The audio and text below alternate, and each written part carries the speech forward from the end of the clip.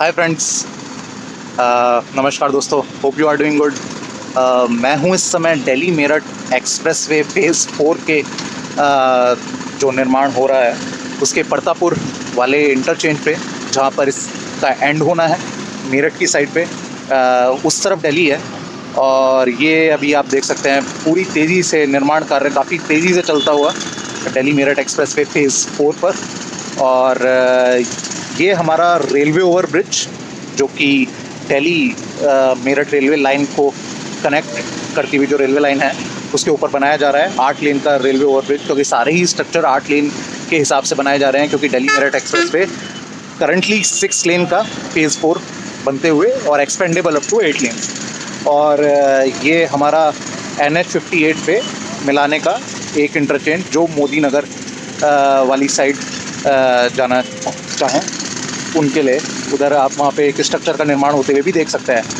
उसके अलावा ये आप देख सकते हैं NH58 पे, जो करंटली NH58 है, उस पर हमारा रोड ओवर ब्रिज का निर्माण होते हुए इससे हम इंटरचेंज पे आ पाएंगे और पूरा इंटरचेंज पार करते हुए हम देहरादून मेरठ सिटी में एंटर हो पाएंगे।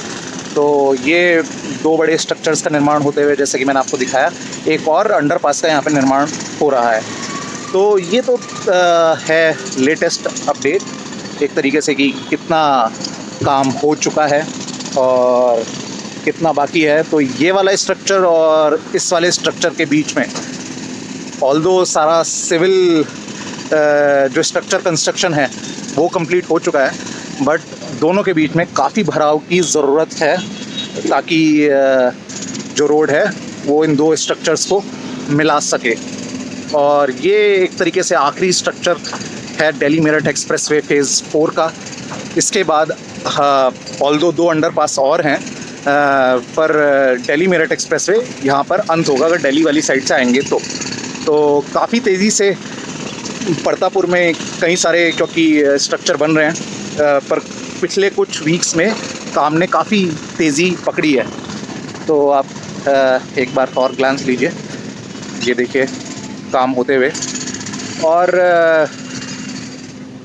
एक और अपडेट है कि फेज़ 5 दिल्ली मेरठ एक्सप्रेसवे का वो भी पारित हो गया है। तो गडकरी जी ने हाल ही में फेज़ 5 की अनुमति दे दी है और उसका भी ज़मीन अधिग्रहण और बाकी सारी फॉर्मेलिटीज़ को पूरे करते हुए फेज़ 5 का निर्माण काम भी जल्द ही चालू होगा।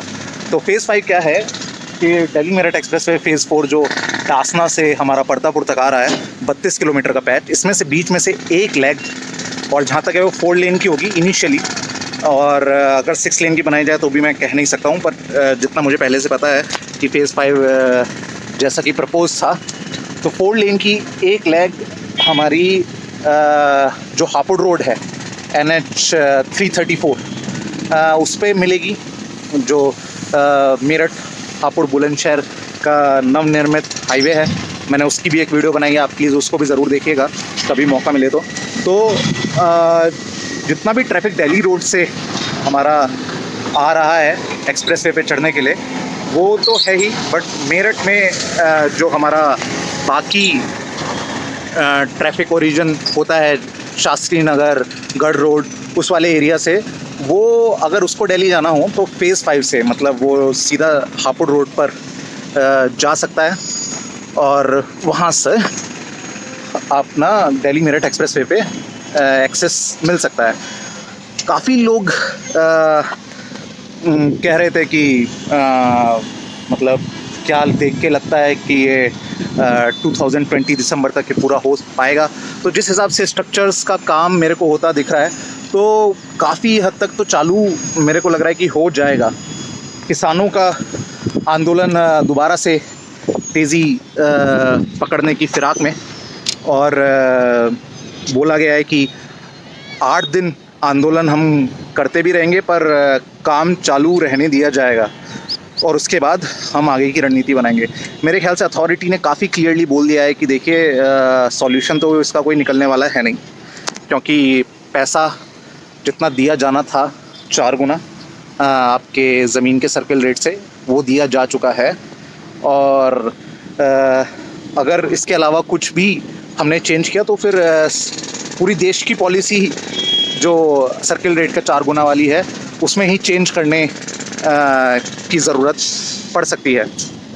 तो अथॉरिटीज़ मतलब किसान शायद अपनी जो किसान संगठन हैं, या मैं कहूँ किसान वर्ड कहना ही सही नहीं है क्योंकि लैंड ओनर्स अगर बोला जाए तो शायद उन्हें पॉलिटिक्स करने का ये जो संगठनों के माध्यम से मौका है, अथॉरिटीज़ वो तो दे रही हैं पर काम रोकने की अनुमति तो नहीं दी है, और काम पूरी तेज़ी से आप चलता हुआ देख भी सकते हैं।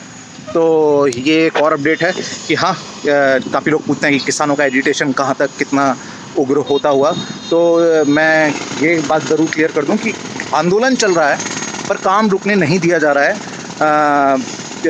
पीएमओ डायरेक्टली मॉनिटरिंग कर रहा है इस पूरे प्रोजेक्ट की, और जहाँ तक है पीएम मोदी खुद इस एक्सप्रेसवे पे ट्रैवल करते हुए इसको इनॉग्रेट करने मेरठ आए, और गडकरी जी ने रीआइट्रेट कई बार दोबारा बताया कि दिसंबर 2020 ही हमारी डेडलाइन है, और स्ट्रक्चर्स का काम काफ़ी इम्पोर्टेंट होता है। ये ऑलमोस्ट लगभग सारे कंप्लीट हैं, सिवाय कुछ अंडरपासेस को छोड़कर हम बात करें, और डामर की रोड और भराव का कार्य चालू है, और होपफुली दिसंबर 2020 तक इसका काम कंप्लीट हो जाएगा, ऐसा देख के काम चलते हुए लग भी रहा है, क्योंकि किसानों को काफ़ी हद तक सीमित कर दिया गया है, लैंड ओनर्स को मैं कह लूँ। इसके अलावा बात करते हैं गंगा एक्सप्रेसवे की। मतलब मैं दर्शकों की डिमांड पे ही गंगा एक्सप्रेसवे के बारे में यहाँ पर बात करना चाहूँगा। काफ़ी जने कह रहे थे कि गंगा एक्सप्रेसवे पे काफ़ी क्लैरिटी नहीं है अभी फ़िलहाल, किस तरह से वो आगे स्वरूप लेगा या कहाँ तक काम पहुँचा और काम में क्या बाधाएं प्रस्तुत हो रही हैं। तो मैं बताता चलूँ कि गंगा एक्सप्रेसवे 600 किलोमीटर का मेरठ से प्रयागराज तक जो बनना है, 30,000 करोड़ की लागत वाला एक दूसरा एक्सप्रेसवे है। 6 लेन का एक्सेस कंट्रोल ग्रीनफील्ड एक्सप्रेसवे होगा, जिसके साइड में सर्विस लेन भी होगी। तो ये तो मतलब उसका ओवरव्यू है। ये 8,500 करोड़ की योजना, जिसमें थोड़ा इजाफा हुआ लेट होने की वजह से भी, सन 2005 की ये योजना है। गंगा एक्सप्रेसवे का भी जो कंसेप्चुअलाइजेशन किया गया वो इनिशियली तभी किया गया जब यमुना एक्सप्रेसवे बनाया गया। तो गंगा एक्सप्रेसवे में लगभग सारे ही फेज़ की, लगभग 12 फेज़ों में गंगा एक्सप्रेसवे का निर्माण किया जाना है। हर फेज़ को 50 किलोमीटर के पैच में तोड़ा गया, जो कि आजकल एक इनोवेटिव अप्रोच है। गडकरी जी ने इसे भी 4 फेजेज़ में तोड़ा है ना। तो छोटे छोटे फेज़ में तोड़ के जब आप टेंडर को फ्लोट कराते हैं तो देखा ये गया है कि काम काफ़ी तेज़ी से हो पाता है। तो गंगा एक्सप्रेसवे का भी 12 चरणों में काम होना है। DPR लगभग 8 से 9 फेज़ की बन चुकी है, और UPEIDA जो कि उसका निर्माण करेगी, स्टेट की संस्था है, उसने अपनी वेबसाइट पे सारी DPR अपलोड कर दी गई हैं। लगभग 3 फेज़ की DPR बच रही है, जिसमें कि फ़ेज़ 1 भी है। फ़ेज़ 1 ही एक्सप्रेसवे के काम में अभी सबसे बड़ी बाधा है। तो फ़ेज़ 1 है हमारा मेरठ से स्टार्ट होके गढ़मुक्तेश्वर तहसील में चंदेरी के पास तक, मतलब गंगा को पार करने से पहले, गंगा को पार करके वो अमरोहा में एंटर होगा हमारा गंगा एक्सप्रेसवे। तो ये एक फ़ेज़ 1 में क्या प्रॉब्लम है कि पहले इनिशियली ये स्टार्ट होना था हमारा दिल्ली मेरठ एक्सप्रेसवे के पास से, तो सारी ज़मीन चिन्हित कर ली गई थी। दिल्ली मेरठ एक्सप्रेसवे के मतलब इसी वाली साइड में थोड़ा सा आगे से स्टार्ट गंगा एक्सप्रेसवे होना था, जो कि प्रयागराज जाना था। तो अब गडकरी जी ने फ़ेज़ 5 का जैसे कि ऐलान कर दिया कि हम हापुड़ रोड को जोड़ेंगे दिल्ली मेरठ एक्सप्रेसवे के फ़ेज़ 5 के द्वारा।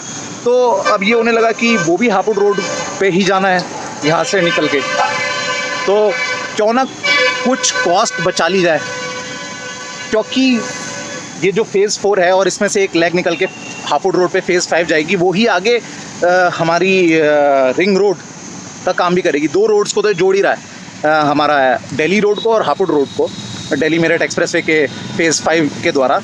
अब यमुना एक्सप्रेसवे भी पहले इससे निकल के हापुड़ रोड को क्रॉस करते हुए आगे जाना था, दिल्ली मुरादाबाद वाली रोड को भी क्रॉस करना था हापुड़ ज़िले में। तो अब नए अलाइनमेंट के द्वारा सजेस्ट ये किया गया कि मतलब हम हापुड़ रोड से ही स्टार्ट करें। हापुड़ रोड पे already connectivity Delhi Meerut expressway की, दिल्ली मेरठ एक्सप्रेसवे फेज़ 5 के द्वारा क्योंकि हो पाएगी। तो किसानों का काफ़ी कैओस था पिछले कुछ दिनों में कि अलाइनमेंट ही पूरा चेंज हुआ है। हाल ही में 1-2 दिन पहले ही यूपी ईडा ने कंफर्म किया है कि अलाइनमेंट में चेंज नहीं है, अलाइनमेंट वही है जो कि पहले था। बस जो हापुड़ रोड से लेके दिल्ली मेरठ एक्सप्रेसवे को जोड़ना था किलोमीटर संख्या 57 पे, वो वाला जो पैच है वो अभी हम उसको हमने आगे फर्दर सोचने के लिए छोड़ दिया गया है कि कब उसका निर्माण होगा, क्या होगा, उसके लिए अभी हमने पोस्टपोन किया एक तरीके से। तो ये है पूरा गंगा एक्सप्रेसवे का जो कॉन्फ्लिक्ट अराइज हुआ फेज़ 1 पे, और कार्रवाई जो डिस्ट्रिक्ट अथॉरिटीज़ है उनको करने के लिए बोल दिया गया है। काफ़ी केओस ये भी है कि बुलंदशहर डिस्ट्रिक्ट में से पास होगा कि नहीं होगा। तो मैं आपको बताता चलूँ, क्योंकि अलाइनमेंट में चेंज नहीं हुआ है, तो स्याना तहसील जो बुलंदशहर ज़िले की है उसमें से वो पास होगा, और अमरोहा डिस्ट्रिक्ट भी आएगा, बुलंदशहर डिस्ट्रिक्ट टच होगा, और हापुड़ गढ़मुक्तेश्वर तहसील आएंगी, मतलब हापुड़ ज़िला आएगा, और मेरठ के जो दिल्ली वो मेरठ हापुड़ बुलंदशहर हाईवे है वहाँ से स्टार्ट होगा, तो जो कि पहले भी पास होना था, यहाँ से स्टार्ट होकर परतापुर के पास से। तो ये है गंगा एक्सप्रेसवे की पूरी कहानी, जो कि काफ़ी दिन से कॉन्फ्लिक्ट में फंसी हुई थी और अलाइनमेंट में कोई चेंज नहीं है। उधर कॉन्फ्लिक्ट क्या था कि किसान कह रहे थे कि यार पहले हमें आस जगा दी गई कि हमारी ज़मीन एक्सप्रेसवे का हिस्सा बनेगी और मतलब हम भी एक तरीके से योगदान दे पाएंगे, और अब एक्सप्रेसवे नहीं ले रहा है। तो उधर किसानों की ये थी कि एक्सप्रेसवे ले और वही जो 4 गुना कीमत सरकार के द्वारा डिसाइड की गई है उसी में ले। और यहाँ दिल्ली मेरठ एक्सप्रेसवे में जो कॉन्फ्लिक्ट है वो ये है कि ठीक है 4 गुना कीमत तो हमें मिल गई, बट हम इससे सेटिस्फाइड नहीं हैं, और हमारा सर्किल रेट के हिसाब से नहीं, पूरे एक्सप्रेसवे पे जो दिल्ली की साइड जिस कीमत से मुआवजा दिया गया उसी से पूरे उस पर दिया जाए, तो वो क्योंकि पॉसिबल नहीं है, सर्किल रेट डिफरेंट है। तो ये एक बार आप और देखिए ग्लांस पूरी तेज़ी से काम होते हुए, और देखना ये होगा कि कब तक ये बन के तैयार हो पाता है। और 2020 दिसंबर तक इसकी डेडलाइन है। लगभग 90 किलोमीटर का ये चारों फेज़ का बनता हुआ दिल्ली मेरठ एक्सप्रेसवे, 14 लेन का ये एक्सप्रेसवे है दिल्ली और गाज़ियाबाद में दासना तक, और उसके आगे 6 लेन का, 6 लेन हापुड़ की तरफ और 6 लेन मेरठ को ग्रीन फील्ड एक्सप्रेसवे मिलती हुई। एग्जिस्टिंग रोड जो NH58 है, क्योंकि रैपिड रेल इस पर बन रही है, तो इसको भी 6 लेन का चौड़ीकरण किया जा रहा है। ये नॉन टोल रोड है, ये तब भी नॉन टोल रहेगी और इसी तरह से चलती रहेगी।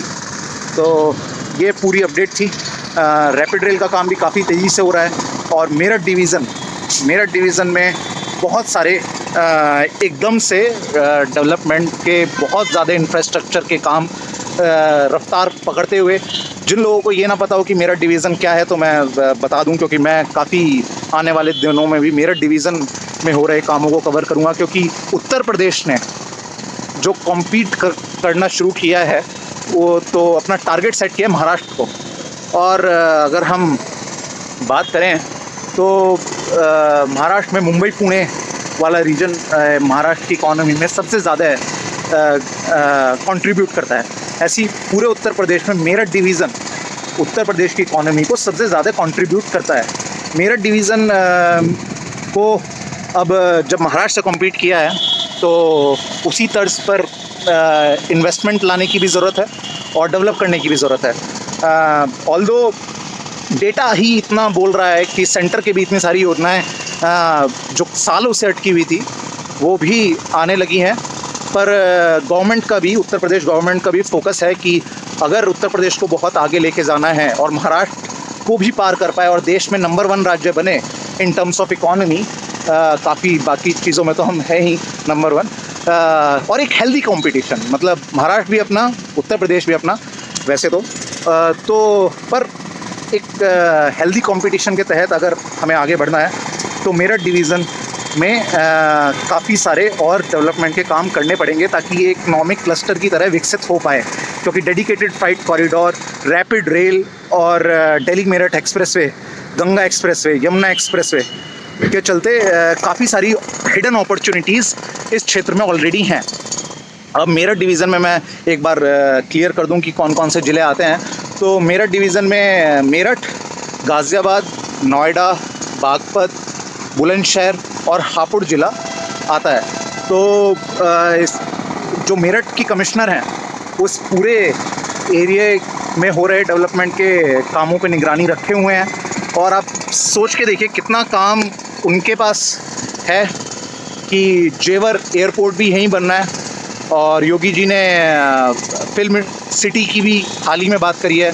दिल्ली मेरठ एक्सप्रेसवे 8,500 करोड़ की केंद्र की योजना, और दिल्ली मेरठ रैपिड रेल 32,000 करोड़ की केंद्र की योजना, मेरठ मेट्रो, और जेवर एयरपोर्ट अपने आप में देश का सबसे बड़ा एयरपोर्ट, और Ganga expressway, dedicated freight corridor, eastern dedicated freight corridor, western dedicated freight corridor जो खुर्जा से स्टार्ट हो रहा है।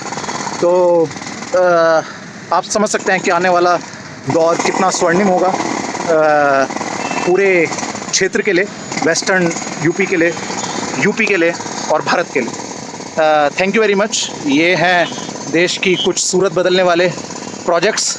देश का सबसे चौड़ा एक्सप्रेसवे की मैं अपडेट दे रहा था, और देश के सबसे लंबा एक्सप्रेसवे गंगा एक्सप्रेसवे की भी मैंने इस वीडियो में बात करी। आपको ये वीडियो कैसी लगी प्लीज़ कमेंट करके ज़रूर बताइएगा, and thanks again, once again, thank you very much. Please subscribe the channel.